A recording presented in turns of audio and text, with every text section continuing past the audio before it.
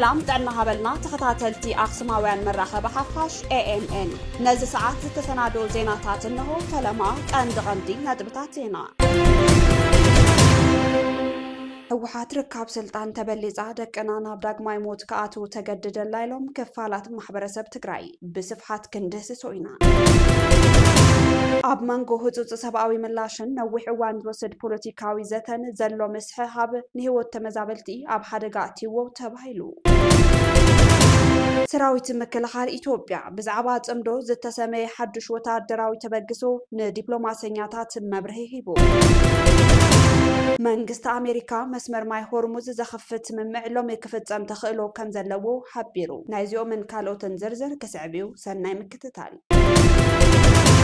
ሰራዊት ምክልኻል ኢትዮጵያ ብዛዕባ ጽምዶ ዝተሰመየ ሓድሽ ወታደራዊ ተበግሶ ንዲፕሎማሰኛታት መብርሂ ሂቡ ኣብዚ ዞባ እናተቐያየረ ዝመጽእ ዘሎ ፖለቲካውን ወታደራውን ምዕባለታት ንብዙሓት ተዓዘብቲ ዘሻቕል ኮይነሎ ኣብዚ ሓያል ወታደራዊ ውጥረት ዝረኣየሉ ዘሎ እዋን ሰራዊት ምክልኻል ሃገር ኢትዮጵያ ንዲፕሎማሰኛታት ዝሃቦ ወግዓዊ መግለጺ ዓብይ ቆላሕታ ስሒቡ ይርከብ ክብል ቢቢሲ ኣፍሊጡ ሰራዊት ምክልኻል ኢትዮጵያ ኣንጻር እቲ ጽምዶ ዝተሰመየ ሓድሽ ወታደራዊ ተበግሶን ምንቅስቓስን መንግስቲ ክወስዶም ዝኽእል ስጉምትታት ተመልኪቱ ኣብ ኣዲስ ኣበባ ንዝርከቡ ናይ ወጻኢ ሃገራት ዲፕሎማሰኛታትን ወከልቲ ሃገራዊ ትካላትን መብርሂ ሂቦሎ እዚ ሓበሬታ ዝወፀ እቲ ወታደራዊ ትካል ኣብዚ እዋን እዚ ዘሎ ዞባዊ ፀጥታ ስጋት ንምምካት ዝሓዞ መርገፂ ንማሕበረሰብ ዓለም ንምግላጽ ኣብ ዝፀውዑ ህፁፅ ኣኼባ እዩ ላዕለዎት ወታደራዊ መራሕቲ ኢትዮጵያ ምስቶም ዲፕሎማሰኛታት ኣብ ዝገበርዎ ዝርርብ እቲ ጽምዶ ተባሂሉ ዝጽዋዕ ዘሎ ወታደራዊ ሓይሊ ወይ ምንቅስቓስ ኣብ ልዕሊ ሃገራዊ ድሕንነት ኢትዮጵያ ቀጥታዊ ስጋት የንጸላሉ ከም ዘሎ ገሊጾም እቶም ወታደራዊ ወሃብቲ ቃል ከም ዝሓበርዎ እዚ ተበግሶ እዚ ንዞባ ቀርና ኣፍሪካ ናብ ዘይተደለየ ወታደራዊ ግጭት ከእቱ ዝኽእልን ንሰላም ዘናውፅን እዩ ድማ ኢሎም ብመሰረት ጸብጻብ ወታደራዊ ኣዘዝቲ ሰራዊት ምክልኻል ሃገር ንዝኾነ ይኹን ሉዓላውነት ሃገር ዝደፍር ምንቅስቓስ ብትሪ ከም ዝምክትዎ ኣፍሊጦም ኣለው እቲ ሰራዊት ኣብዚ እዋን እዚ ሓፈሻዊ ወታደራዊ ድልውነቱ ብዝለዓለ ብርኪ ከም ዝዓረገን ንዝመጽእ ሓደጋታት ንምምካት ዘኽእሎ ስትራቴጂታት ሓንፂፁ ናብ ግብሪ የውርድ ከም ዘሎ ንዲፕሎማሰኛታት ገሊጾም ኣሎም ወታደራዊ ተንተንቲ ከም ዝሕብርዎ እዚ ናይ መወዳእታ ምዕባለ እዚ ኣብ መንጎ ዝተፈላለያ ሃገራት ቀርና ኣፍሪካ ዘሎ ምስሕሓብ ዘርኢ እዩ እቲ ጽምዶ ዝተባሃለ ሓዱሽ ምንቅስቓስ ምስ ክልትያዊ ወይ ሓያሎ ሃገራዊ ኪዳናት ዘተሓሓዝ ክኸውን ከም ዝኽእል ይግመት ድማ ኢሎም ሰራዊት ኢትዮጵያ ነዚ ጉዳይ እዚ ንዲፕሎማሰኛታት ወጻኢ ሃገራት ብዕሊ ክገልጽ ምምራፁ እቲ ጉዳይ ካብ ወታደራዊ ትሕዝቶ ሓሊፉ ፖለቲካውን ዲፕሎማስያውን ጽልውኡ ዓብይ ስለ ዝኾነ እዩ ክብሉ ላዕለዎት ወታደራዊ ኣዘዝቲ ሰራዊት ምክልኻል ኢትዮጵያ ገሊጾም ሰራዊት ሱዳን ኣብ ጥቓ ዶብ ኢትዮጵያ ዝርከበ ከባቢ ከም ዝተቆጻጸረ ኣፍሊጡ ሰራዊት ሱዳን ሓይልታቱ ኣንጻር ሓይልታት ቅልጡፍ ደገፍ ድሕሪ ዘካየዶ ከቢድ ውግእ ኣብ ክፍለ ሃገር ሰማያዊ ኒል ኣብ ወሰን ከተማ ኣልኩርሙግ ኣብ ጥቓ ዶብ ኢትዮጵያ ዝርከበ ከባቢ ኣልባራካ ከም ዝተቆጻጸሩ 16 ጉንበት 2018 ዓ.ም ኣብ ዝሃቦም መግለጺ ኣፍሊጡ እቲ ሰራዊት ኣብ ዘውፅኦም መግለጺ ካብ 4ይ ክፍለ ሰራዊት ኣጋር ሰራዊትን ደገፍቲ ኣሃውድታትን ዝወፁ ሓይልታት ኣብ ኣልባራካ ወሳኒ ወታደራዊ ስርሒታት ድሕሪ ምክያዶም ሓዱሽ ናይ ሜዳ ምዕባለታት ከም ዘመዝገቡ ገሊጹ ሓይልታት ሰራዊት ሱዳን ንሓይልታት ቅልጡፍ ደገፍ ብምስዓር ነቲ ከባቢ ሙሉእ ብሙሉእ ብምቁፅጻር ኣብ ልዕሊ እቲ ምልሻን ካብ ምንቅስቓስ ሓርነት ሱዳን ሰሜን ዝመፁ መሻርክቱን ኣብ ህይወትን መሳርሕታትን ከቢድ ኪሳራ ከም ዘውረዱን ጸብጻብ ኣገልግሎት ዜና ኣናደሉ የረድእ ኣብቲ ዝተገበረ ስርሒት ብርክት ዝበላ ወታደራዊ መካይንን መሳርሕታትን ከም ዝዓነወን ኣብ ትሕቲ ቁፅፅር ከም ዝኣተወ እቲ መግለጺ እቲ ሰራዊት ይሕብር ኣብ መንጎ ህፁፅ ሰብኣዊ ምላሽን ንነዊሕ እዋን ዝወስድ ፖለቲካዊ ዘተን ዘሎ ምስሕሓብ ንህይወት ተመዛበልቲ ኣብ ሓደጋ እትይዎ ተባሂሉ ኣብ ትግራይ ንኽልተ ዓመታት ዝተኻየደ ደማዊ ኩናት ስዒቡ ዝተፈረመ ስምምዕ ሰላም ፕሪቶርያ ንህዝቢ ትግራይ ተስፋ ሰላም ዘምጽእ ይመስል እምበር ድሕሪ እቲ ስምምዕ ዝመፁ ፖለቲካውን ሰብኣዊ ብድሆታትን ግን ነቲ ዞባ ናብ ካልእ መድረኽ ምስሕሓብ የእትውዎ ከም ዘለው ይግለጽ ኣሎ ብፍላይ ጉዳይ ሉዓላውነት መሬትን ህፁፅ ምምላስ ተመዛበልትን ክሳብ ሕጂ ፍታሕ ዘይተገበረሉ ዓብይ ቁስሊ ኮይኑ ይርከብ ካብ ውሽጢ ዓዲ ዝበፅሑና ጸብጻባት ከም ዘረድእዎ ድሕሪ ስምምዕ ሰላም ፕሪቶርያ ኣብ ውሽጢ ተወለድቲ ትግራይን ፖለቲካዊ ሓይልታትን ዘሎ ናይ ኣረኣእያ ፍልልይ ካብ እዋን ናብ እዋን እናገፍሐ ይኸይድ ኣሎ። ነዚ ኣብ ውሽጢ ትግራይ ዘሎ ፖለቲካዊ ምስሕሓብ ከም ጽቡቕ ኣጋጣሚ ዝተጠቐሙ ወረርቲ ሓይልታት ዛጌድ ኣብ ትሕቲ ቁፅጽሮም ዘእተውዎ ሉዓላዊ ጆባት ትግራይ ሒዞም ብምጽናሕ ኣብ ልዕሊ እቲ ህዝቢ ዝፍጽምዎም ዘለዉ ግፍዕታት ከም ዝቐጸልሉ ተፈሊጡ ኣሎ። ካብ ምዕራብ ትግራይን ካልኦት ከባብታትን ዝተመዛበሉ ኣማይታ ሸሓት ዜጋታት ኣብ ከቢድ ፈተና ጥሜትን ሕማምን ሞትን ከም ዝርከቡ እቶም ጸብጻባት የነጽሩ። ናይ ዓይኒ መሰኻኽርን ፖለቲካዊ ተንተንትን ከም ዝሓበርዎ ኣብ ምዕራብ ትግራይ ብሓገዝ ፌደራል መንግስቲ ኢትዮጵያ ዝተጣየሹ ዕጡቓት ሓይልታት ሕዚ እውን እቲ ተመዛባሊ ህዝቢ ናብ መረበቱ ከይምለስን እቲ ሉዓላዊ ግዛት ናብ ንቡር ሕገ መንግስታዊ ካርትኡ ከይምለስን ከም መማረፂ ገይሮም ዝሓዝዎ ናይ ኩናት ጎስጓስ ቀፂሎምሉ ይርከቡ። እቲ ናብ ኣኽሱማውያን መራኸቢ ሓፋሽ ዝበፅሐን ንማዕከናት ዜና ዝተዘርግሐን ሓበሬታ ከም ዘረድኦ ኣብ መንጎ ፖለቲካዊ ሓይልታት ትግራይን ካልኦት መሻርክትን ዘሎ ክትዕ ብቐንዱ ኣብ ክልተ ዓበይቲ ዛዕባታት ዘተኮረ እዩ ድማ ይብል። እቲ ቀዳማይ ዛዕባ ብቕፅበትን ብዘይወዓል ሕደርን ክምለሱ ኣብ ዝግብኦም ሉዓላዊ መሬታትን ኣብ ከቢድ ስቃይ ዝርከብ ተመዛባሊ ህዝብን ዘሎ ህፁፅነት ክኸውን ከሎ፣ እቲ ካልኣይ ድማ ምስ ማእኸላይ መንግስትን ምስ መሻርክትን ክህሉ ዝግባእ ፖለቲካዊ ርክብን መስርሕ ዘተን እዩ። ብተወሳኺ እቶም ፍልፍላት ከም ዝገለጽዎ ምስ ሻዕብያን ሕወሓትን ተጀሚሩ ዘሎ ጽምዶ እውን ነቲ ምድንጓይ ምምላስ ተመዛበልቲ ዓብይ ስጋት ኮይኑ ከም ዘለኦም ዝሕብሩ። እዚ ጉዳይ እዚ ነቲ ኣብ ማዓስከራት ጸቢብ ህይወት ዘሕልፍ ዘሎ ህዝቢ ተወሳኺ ናይ ስነ ኣእምሮን ማሕበራውን ጸቕጢ ፈጢሩሉ ይርከብ። ብትኹረት ዓይኒ ክረአ ዝግብኦ ንጉዳይ ምዕራብ ትግራይን ሰብኣዊ ቅልውላው እቲ ህዝብን ከም ቀዳማይ ተግባር ክስርሓሉ ከም ዝግባእ ብዙሓት ወሃብቲ ርእይቶ ይምግቱ።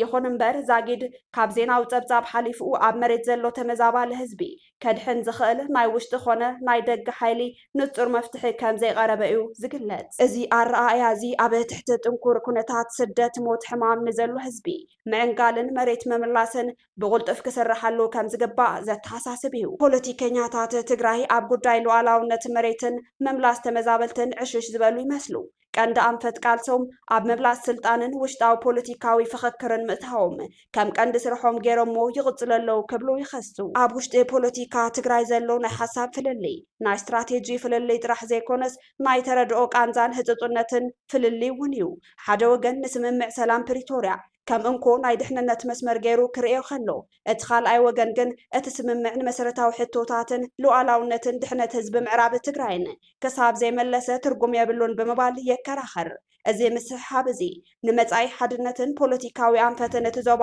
ዝውስን ሓደ ካብቶም ዋናታት ረቋሕታት ኮይኑ ክቕጽል ምዃኑ ይግመት።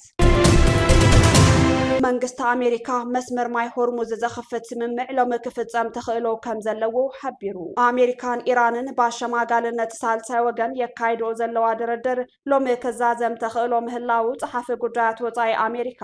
ማርኮ ሩቢዮ ጠቂሞም። ኣብ መንጎ ክልቴን ሃገራት እናተኻየደ ዝርከብ ድርድር ብስምምዕ ክዛዘም ዘኽእልዎ ጭቡጣት ምዕባለታት ከም ዝተረኸብሉን እቲ ዝግበር ስምምዕ ነቲ 20 ሚእታዊ ምህርቲ ነዳዲ ዓለም ዝመሓላለፈሉ ኮሪደር ማይ ሆርሙዝ ክፉት ኮይኑ ንክቕጽል ዝድንግግ ምዃኑን ማርኮ ሩቢዮ ምግላጾም ኣናደሉ ጸብጺቡ። ብምኽንያት እቲ ዝተረኸበ ተስፋ ዋጋ ነዳዲ ብቕልጡፍ ምንካይ ዝጸብጸበ ቢቢሲ ብግድኡ ሓደ በርሚል ዘይተጻረየ ነዳዲ ካብ ዝነበረ ዋጋ ብ5.5 ሚእታዊ ብምንካይ ኣብዚ እዋን ብ$97.8 ይሽየጥ ምህላው ሓቢሩ። ኣሜሪካን ኢራንን ፍልልየን ብዘተን ምፍታሕ ኣብ መወዳእታ ወርሒ ሚያዝያ ተኹሲ ደው ዘብል ስምምዕ ምግባርን ይዝከር።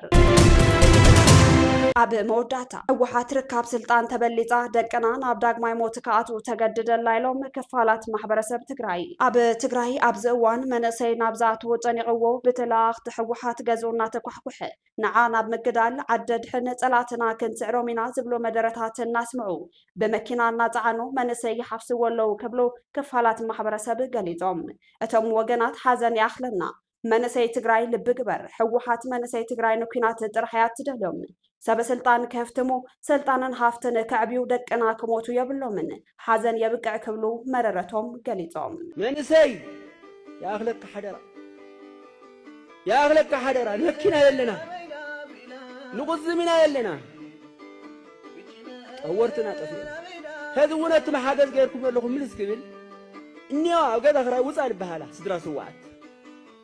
إني أصومن لحدرا قولوا إحدن سوءن انطفئون دوقاتر سوءن انطفئون صومن لحدرا حدراهم هنا ذاتن وسيناين أيبل حدراهم إذوهم يترسعوا وغن وقوتي تمنامصوا سراحن تمصت لبعالتم تأساسيرهم يقنا الذكرهم يقولن أو جيزة خينات كن دقنا تقلشوا هذا هو وده واحدنا والحاف حافل له سرات دقم حاوي نور يوم تو حاف حافل له كاد على عقل فتوة رينا ስለዚህ ግን ውድብ ህወሓት እዙውን ውድብ ህወሓት ማለት እትንጹህ አበረኻ ለቃረዩ ደቅናን ሰውእነን እዮም ውድብ ህወሓት ማለት ሓደ ጥይሑ ውድብ ህወሓት የለይ ካብ ቀበሌ ክሻዕ መቐለ ልይዙ ልቆመ የለይ ልግለ ጥቕሙ ካብ ነፋሒቶ ላፍትያ እናበለ ጥቕሙ ልልሽ ተለይ ኮይኑ لهذب تقرأ القوم يلي هذون نحنا قم نحنا ناوغنا ترى لها من سي نحنا ناوغنا ترى لها ولادي ليت قد أخا حضر السلام تقاليس دك أخا غيتك كمان غيتك كمان غيت حزن كمان دكنا دك أخا أمار غي والعوام ممار نكونك بسلام تقاليس إدما عمل ودو دقنا ودو كوني دقين كقاورنا منتي تمل غاريو يا أغلنا لله عويل خينات ትግራዋይ ህይወቱ ባዕሉ የድሕን እዚ ናይ ሓለፍቲ ጥራሕ ናይ ስልጣን ኩናት ንህዝቢ ኣየምልከተናን መንእሰይ ኣብ ሰላም ጥራሕ ይካመን ዘለዎ ዝተጀመረ ዘተሰላም ክፍጸም ኣለዎ ንሰበ ስልጣን ምድሓን ተባሂሉ ደቅና ኣይንቀትልን ኣብ ከንቱ ሞት ደቅና ኣይስውን ክብላ ወለድ ድምፀ ነስሚዐን ሕብረተሰብ ካዚ ሃንዛና ቀድሚ ካዚ ከይመስሎም ሃምሃማይ ኩሉ ትግራዋይ ስንቅ ከይቀብል ስናቅ ከይቀብል በቃ ከይኸድ በረኻ هذا يخيدوا ارتبر تبلو علم يبور لما تا يودوا الوعلم بقى هذه ليلة هيك مثلنا حنا هاي السايس كما تقراواي اذا كل من اسي حرير قريت اسلم قريم ها هتاون تقلعوا اسلنا لي حوايا خلق قفلوا يلمطنا له لبنا غبر هبرتسب من اسي ونا غبر ولا حلقه كيتريم ولا بقى ولا حلو كيريم من اسي منسي تግራይ ሞት ያخሎ አደ ትግራይ ሓዘን ያخላ አቶም ናብ ሰበ ስልጣን ለእኽቱ ሒስኩምን ንባዕልኹም ዘይትጋደሉ መናሰይ ትግራይ ናብ ሓዊ ካቱ ትጉስጉሱ ዘለኹም ውልቀ ሰባት አደብ ግበሩ ቀፂሉ ዝቀረበ ድምጽ ሞት መናሰይ ይአክል እዩ ፈያ ተጀሚረ ደሞ ሐቅዲ እና ደውነስ ወሐቂለ ነይ በሐቅዲ ወርደለ መታን خلای ግዜ ጦርነት ነይ በሐቅዲ ወርደለ خلای ግዜ መንሰይ ትግራይ ትጠፍእ نايب حق اللي خورد لهم عدت جراي كلاك تطفق نجور مساتم تايلي جو تم عبيت راح تايلي جو أفتحت لنا من أسي أفتح جراي لها من أسي اللي حبر كاسي ساتم ما تايلي جو هو دم يعوي يتصون تقول حبر كلي تحبرتها من أسي تجراي لها مالتي مغلو لفانتا من أسي مالتي قالي خا نقادل هنا قالي خاي نقادل الفيلم مالتي أتم تقادلتي نايكم أميديا وصيهم مندي خاد أخذ قادل الكاتب قادل البرتول مالتي ترى لهم قحولوا لنا قرصهم لا يسرح نحرفوا لكم وس كلا أيديهم تتبع لهم كلا يحوافهم تسلم بدون قرمة لمن قطع ما إخماتا تقادلوا من كودس في حفل عهم تقادلوا إنما هي تقرأي تسعرنا ولا طفي أمسي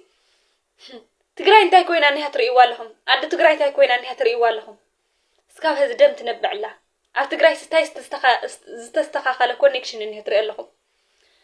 قديدوا تم قلع حساون تقلع لرقف قوم تقرأي تسعرنا والرقف قلعوا رسي عمس أبرأس مقاورهم يشكى على للو خمد ليتم أتم دناور نقادل لنا تولو مالتي أتا تقرأي للخ حزقا حبر تتأمر كاسي ما نملس نفكا يلن مقلو يتخن فرق خنا يمين خاق الحسكا فرق خنا يمين خاق الحسكاسي أي تنبر هزنا سيتقفى الله عدو تقرأي تنبع الله من اسي بسدت بمقدال من اسينا يحلق الله لبو ولتات عتاق نقادل لنا تولو سوات سلبو قورو بيزخاتكم لبو قزو بيزخاتكم هزنا يتطفولنا عديتاتنا يتوكيلنا أهلنا بليس حدوقي أهلنا بقى ሕወሓት ህይወትና ሙሉእ ኣዋጊዓትና ሞትናን ስንክልናናን ሕዚ ኣኽለና መንእሰይ ኣብ ትግራይ ብህይወት ምንባር ኣይኽእሉን ድዮም መራሕቲ ጉጅለ ሕወሓት ደቆም ናብ ኣዲስ ኣበባን ናብ ውሑስ ከባብታትን ሰዲዶም መሊሶም ደቅና ናብ ኩናት የእትውዎም ኣለው ህዝቢ ዓለም ዓገበለልና ድማ ይብሉ ካብ ኣኽሱማውያን መራኸቢ ሓፋሽ ናይዚ ሰዓት ዜናታት ክትከታተሉ ጸኒሕኩም ንምክትታልኩም ነመስገን ምስ ዝተረፉ መደባትና ሰናይ ጊዜ